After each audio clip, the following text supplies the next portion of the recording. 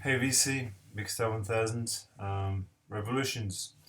Um, First, I will show you a pile of records that I considered for 1982, and then I've got other records that I played during this week. Don't think there's any new additions to my collect, no new finds, just things that I've been revisiting. So it's going to be about 20 records. Stick with me, and you might enjoy or not. It's also possible. Here are some records that I considered to for the Gimme 10 1982, which I didn't include obviously. The record I was playing before making this video was the second album by Wall of Voodoo, Call of the West. Really, really amazing record.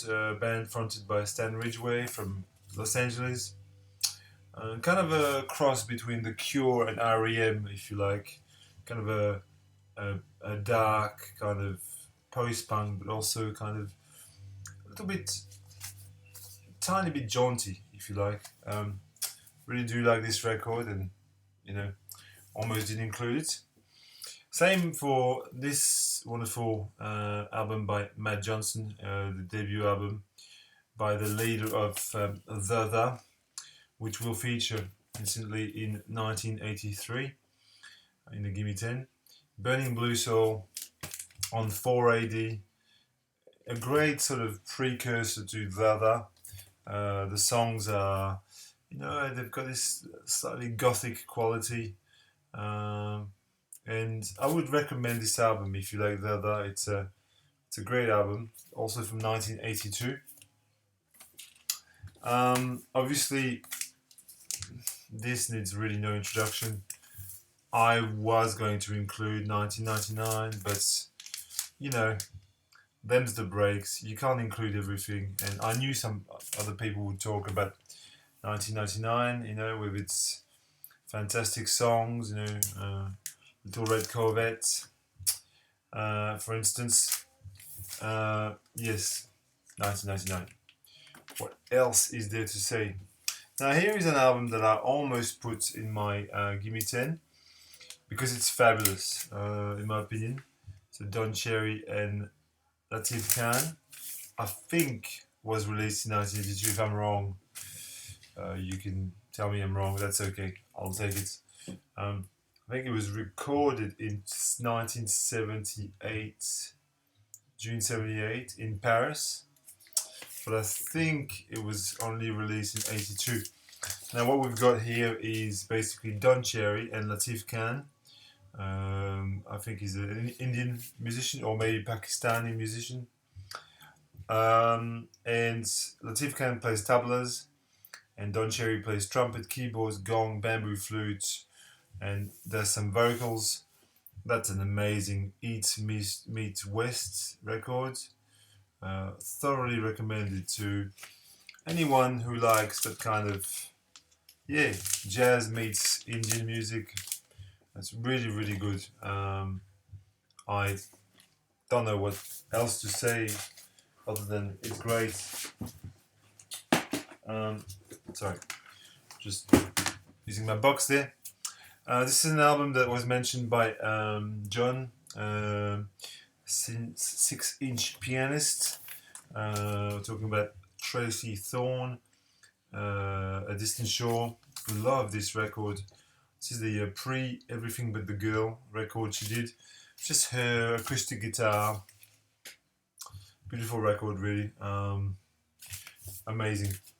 Sort of bought it on a whim one day. I just looked like I knew everything about the album, about Everything But the Girl for years, but I was blissfully unaware of her solo album until it just appeared in front of me in a store, and it was a great little discovery. Obviously, I'm not going to talk about this very much. The Lexicon of Love, really a perfect kind of summation of the ideas of synth pop, produced by Trevor Horn.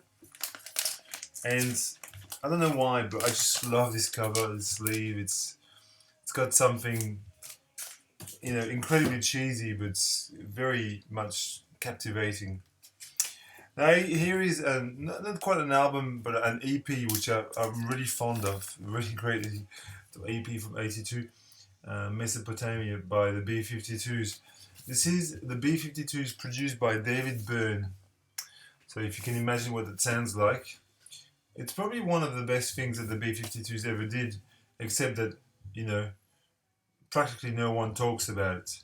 But it's a great, great little album, and starts with a great song called Loveland, which I would thoroughly recommend that you listen to. And the title track, Mesopotamia, is fabulous as well. The B-52 from Athens, Georgia, 1982 as well. I'm not going to talk too much about the New Gold Dream, Simple Minds, great record. Again, sort of kind of the epitome of that synth pop sounds. Great record, Simple Minds. Funnily enough, nobody talks about Combat Rock, and yet the first side is absolutely amazing. Should I Stay or Should I Go, Rock the Casbah, which is brilliant, and Straight to Hell. Oh my goodness, what an album. Combat Rock by The Clash, 1982. Now this one made the original shortlist of my Gimme 10 and ended up being knocked off by something else. Orange Juice, You Can't Hide Your Love Forever. Orange Juice, if you don't know, a band from Glasgow, a part of this sort of sound of young Scotland. Postcard Records, which influenced so many other bands, including Belle and Sebastian, who were big fans. And it's a band fronted by Edwyn Collins. And this is their debut album, I think. Very, very good album. Falling and Laughing, if you've never heard. And finally, one that is just really a great record in my opinion, and you might disagree, but I really love this record. I'm talking about Trance by Neil Young. I mean, I don't think I've ever shown a copy of Trance on this channel, or I don't know, maybe I have. But it is an absolutely fantastic record in my opinion. So, Neil Young doing Kraftwerk, basically.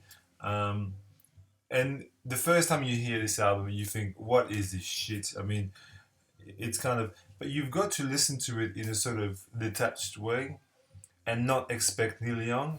Like, if you start expecting Neil Young as in Neil Young in Harvest or in, the classic Neil Young albums, you're going to be disappointed. But if you're there to hear Neil Young as a kind of a, an artist trying to do something else, and if you keep in mind the sounds of the time, the synths, I think you'd enjoy this album.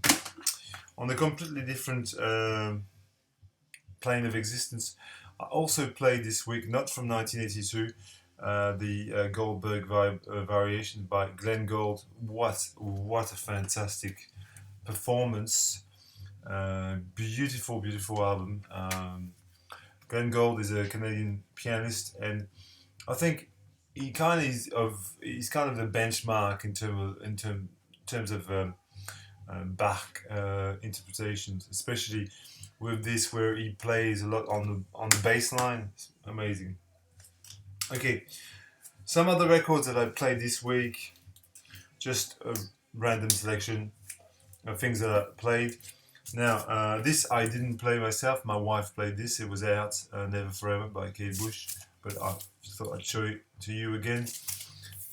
It's the great album, opens with Babushka. What more can you say? Here is a great Miami Soul Records, not very well known record at all. Kind of a buried treasure, really. I'm talking about Milton Wright.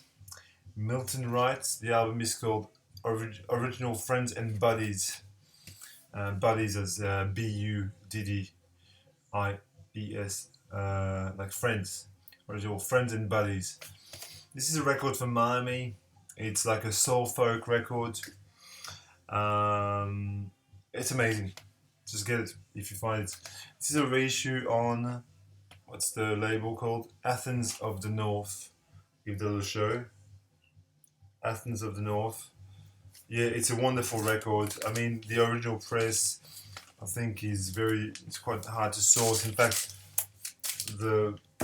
what's considered the original press is the second press. It is, I can't remember the story exactly, but it's great.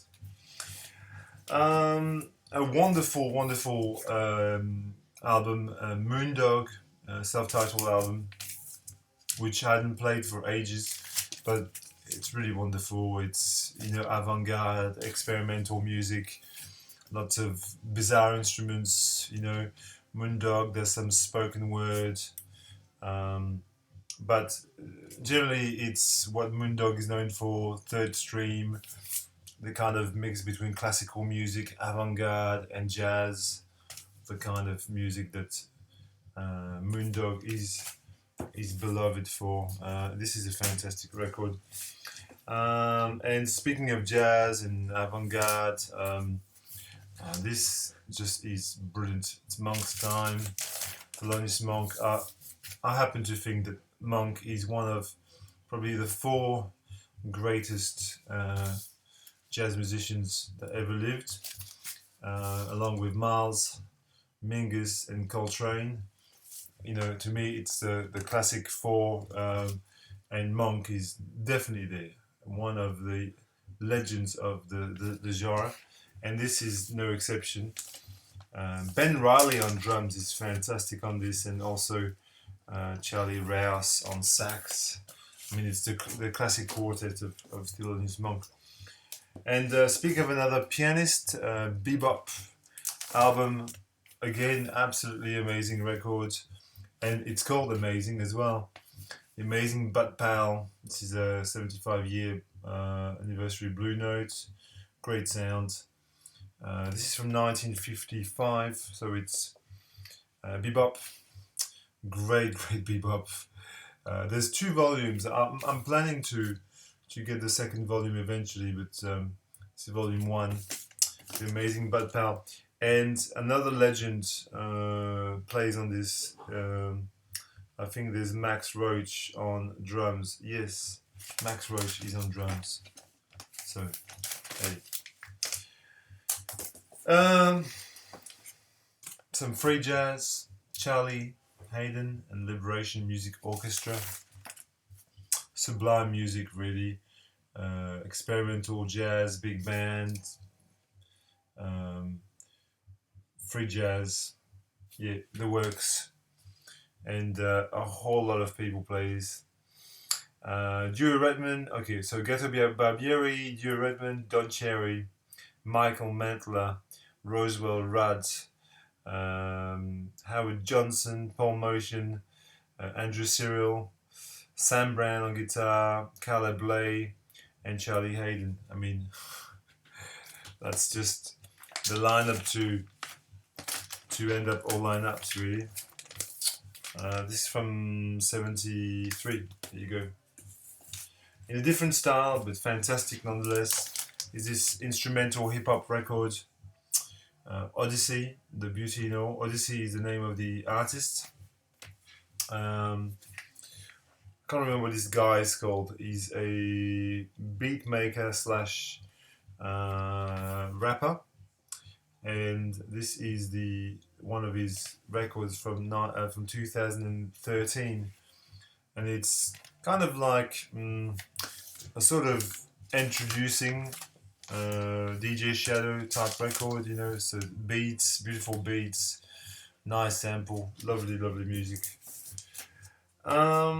Okay, in a different style, on Sunday night, which was 2 days ago, I played this record for the first time in a long time, Souvlaki by Slowdive. Man, I love this record. I think it's just a beautiful. It's one of the defining records of the shoegaze genre, and I think almost everyone should own this record. It's that great. And Brian Eno is on this, which I discovered by reading the Brian Eno book recently. I was reading and talking about his contribution on Slovakian. Actually, he does. He plays keyboards on a couple of tracks and stuff, which is quite amazing. This I really enjoyed as well, except I don't really like side 2 track 1 because there's vocals on it. It could do without the vocals. This is John Cale and Terry Riley, the Church of Anthrax, which is kind of minimalist record, but it's very melodic, very it's kind of minimalism gone pop, if you like. And yeah, Terry Riley plays piano, organ, soprano sax. And you can recognize Terry Riley's organ in just 2 seconds in this thing.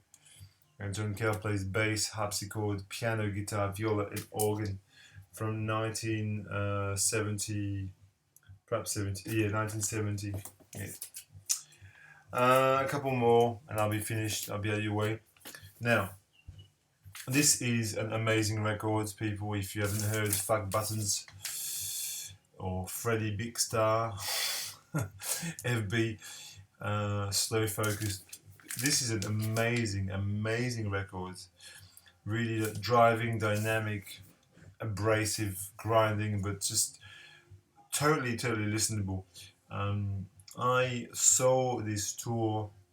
I saw this album played live, and I reckon it's one of the best gigs I've ever attended. It was an evening where there was television playing the whole of Marquee Moon, and the Breeders played the whole of The Last Splash. It was a festival type of thing, but the best band was Fuck Buttons, and they just played their music. And 2 dudes, 1 huge table, lots and lots of visuals, very psychedelic, electronic music at its very best, really, in your face. This is from 2013, and I would say amongst this pile of records, almost the most recommended record that I can give you is this record. It's brilliant. A shout out to my friend Jeff Greer, who doesn't often comment or make videos. Jeff Greer is was the leader in or one of the band members of Schematics for a Blank Stare, well known to VC, but he sent me this record a while back, the Whitefield Brothers Anthology, which is kind of a really strange mix between hip hop, Ethiopian jazz, and funk. I guess you could just. This is a band from Munich in Germany, but they sound like they come from Addis Ababa and Compton. This is a great record, double record from 2009. And finally, last but not least, I was playing Black Star because why not? It's probably the best album that's come out this year. Let's face it, that or Radiohead perhaps, but this is great, Black Star. So there you go, VC. I hope I haven't taken too much of your time, 18 minutes. And I showed you lots of records, so you can't complain there. And give me some comments, be constructive.